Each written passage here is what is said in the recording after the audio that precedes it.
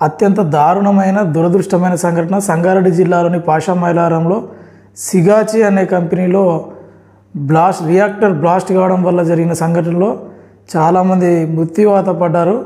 అసలు ఆ సిగాచి కంపెనీలో ఏం తయారవుతుంది చెప్పే ప్రయత్నం చేస్తా. నేను ఒక ఎంఎస్సి ఆర్గానిక్ కెమిస్ట్రీ సంబంధించినటువంటి వ్యక్తిగా కెమిస్ట్రీ బ్యాక్గ్రౌండ్ తోటి చెప్పే ప్రయత్నం చేస్తాను. అందులో ప్రధానంగా ఎంసీసీపీ అనేటటువంటి ఒక ప్రోడక్ట్ తయారవుతుంది ఆ కంపెనీలో. ఎంసీసీ అంటే ఏంటంటే మైక్రో క్రిస్టలైన్ సెల్యులోజ్ పౌడర్ అని అర్థం. మైక్రో అంటే చాలా సూక్ష్మమైనటువంటిది అని అర్థం. సెల్యులోజ్ అంటే క్రిస్టలైన్ అంటే చాలా గరుకుగా చూడడానికి ఇసుకలాగా ఉంటుంది అని అర్థం. ఆ పౌడర్ తయారవుతుంది. అసలు ఈ పౌడర్ ఎక్కడికి వెళ్ళి తయారవుతుంది అని అంటే పేపర్ ఉంటే ఆ పేపర్ నుంచి పౌడర్గా మారుస్తారు. పేపర్ లాగా దానికి రా మెటీరియల్ వస్తుంది కంపెనీలోకి. దాన్ని తిరిగి బయటికి పంపించేటప్పుడు పౌడర్ లాగా మార్చి పంపిస్తారు. ఈ పేపర్ ఎడికెళ్ళి వస్తుంది అన్నప్పుడు దాన్ని గట్టిగా మందంగా ఉండేటటువంటి ఒక పల్పును వుడ్ పల్పును అంటాం. వుడ్ అని ఎందుకంటామంటే చెక్క అని అర్థం. వుడ్ అనేది ఒక యూకలిప్టస్ చెట్టు నుంచి కానీ కొన్ని రకాల మంచి మంచి చెట్ల నుంచి ఒక వుడ్ తీస్తారు. ఆ చెట్టు యొక్క కాండం నుంచి దాన్ని తీసి దాన్ని చెట్టు యొక్క కాండాన్ని ఒక గట్టి పల్పులాగా అంటే గట్టి పేపర్ లాగా మారుస్తారు. సో ఈ సిగాచి యాజమాన్యము ఆ పల్పుని కొనుగోలు చేస్తుంది వాళ్ళ యొక్క కస్టమర్ల నుంచి. అట్లా వాళ్ళు కొనుగోలు చేసి ఆ కొనుగోలు చేసినటువంటి పల్పుని ఆ పల్పు ఏడికెళ్ళి వస్తుంది చెట్టు యొక్క బెరడు నుంచి తీస్తారు. దాన్ని యూకలిప్టస్ అనే చెట్ల నుంచి వివిధ రకాల చెట్ల నుంచి అట్లా తీసినటువంటి పల్ప్ అంటే నథింగ్ బట్ పేపర్ అనమాట. ఆ పేపర్ని తీసుకొని దాన్ని కొనుగోలు చేసి అట్లా కొనుగోలు చేసినటువంటి పేపర్ని ఆ పల్పుని వుడ్ పల్ప్ అంటాము. దాన్ని కంపెనీలోకి రా మెటీరియల్గా తీసుకుంటారు. అట్లా తీసుకున్న దాన్ని తిరిగి పౌడర్గా మార్చి వాళ్ళు డిసైడ్ చేసినటువంటి కస్టమర్లకు పంపిస్తారు. ఆ కస్టమర్లు అరబిందో, హెటిరో, శ్రీకృష్ణ ఇంకా అనేక రకాల పెద్ద పెద్ద ఫార్మా కంపెనీలు ఉన్నాయో వాళ్ళందరికీ వీళ్ళు పంపిస్తూ ఉంటారు. యాక్చువల్గా ఇది పౌడర్ తయారవుతుంది అక్కడ.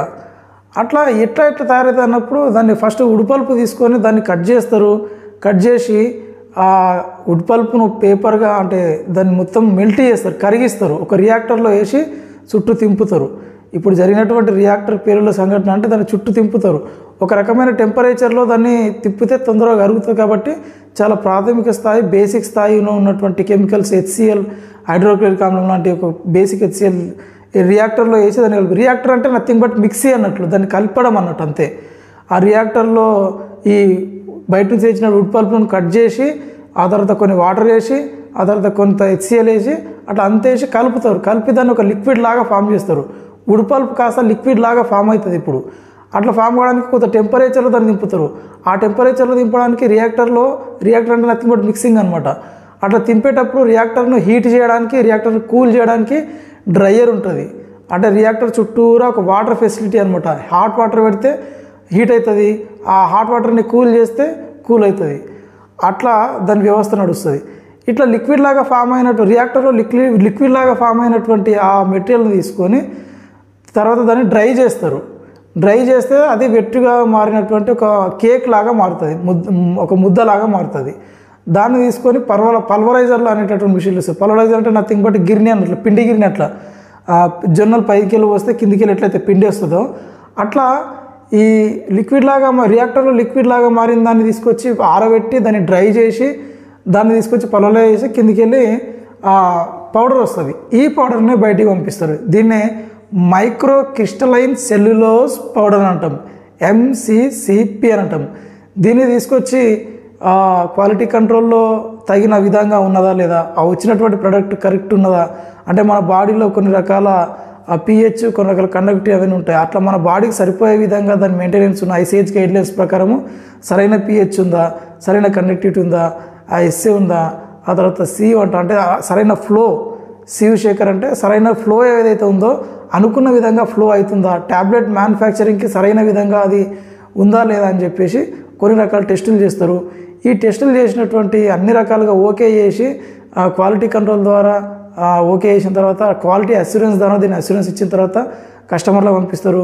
ఆ అరబిందో నుంచి, ఆ ఎటిరో నుంచి, ఆ శ్రీకృష్ణ నుంచి వచ్చినటువంటి ఆర్డర్స్ అన్నీ ఆ కంపెనీలో పోయిన తర్వాత అక్కడ డ్రగ్ తయారవుతుంది. ఎక్కడైతే ఏపీఐ ప్లాంట్స్ ఉంటాయో, ఎక్కడైతే ఫార్ములేషన్ ప్లాంట్స్ ఉంటాయో అక్కడ ఏపీఐ ప్లాంట్లో డ్రగ్ తయారవుతుంది. ఆ ఏపీఐ ప్లాంట్లో డ్రగ్ తయారైన తర్వాత ఆ డ్రగ్కు దీన్ని మిక్స్ చేస్తారు.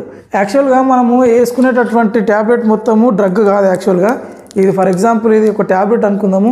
ఈ ట్యాబ్లెట్లు మనం తీస్తే ఏమవుతుంటుంది, ఇది ఒక మనకు ట్యాబ్లెట్లు. ఈ ట్యాబ్లెట్లు మనం డైరెక్ట్ వేసుకుంటాము, కానీ ఇది మొత్తం ట్యాబ్లెట్ కాదు. ఇందులో మొత్తం డ్రగ్ లేదు.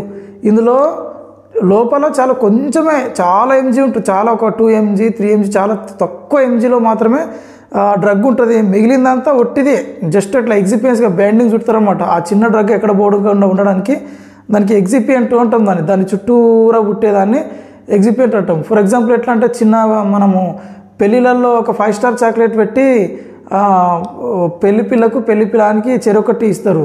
ఆ 5 స్టార్ చాక్లెట్ చుట్టూ పేపర్లు చుడతారు. ఆ పేపర్లు చుట్టూ దానికి దారం చుడతారు. అట్లా వాళ్ళకిద్దరికి కాంపిటీషన్ పెడతారు. ఏమని ఆ దారాలు తీసి ఆ పేపర్లు తీసి ఆ దారాలు తీసి పేపర్లు తీసి ఆ లాస్ట్కు ఉన్నటువంటి చాక్లెట్ ఎవరైతే 5 స్టార్ చాక్లెట్ ఇస్తారో వాళ్ళు విన్ అయినట్లా. సో ఇందులో కూడా తక్కువ ఉంటుంది అనమాట లోపల ఎంజీ, ఆ రోగాన్ని నయం చేసేటువంటి డ్రగ్. ఆ డ్రగ్కు కంబైన్ చేస్తూ దాన్ని చుట్టుకుంటూ వచ్చేదే ఈ ఎంసీసీ పౌడర్ అనమాట. ఇదంతా కనిపించేదంతా ఎంసీసీ పౌడరే, లోపల మాత్రమే డ్రగ్ ఉంటుంది. ఆ ఎంసీసీ పౌడరే ఈ సిగాచి కంపెనీలో తయారవుతుంది.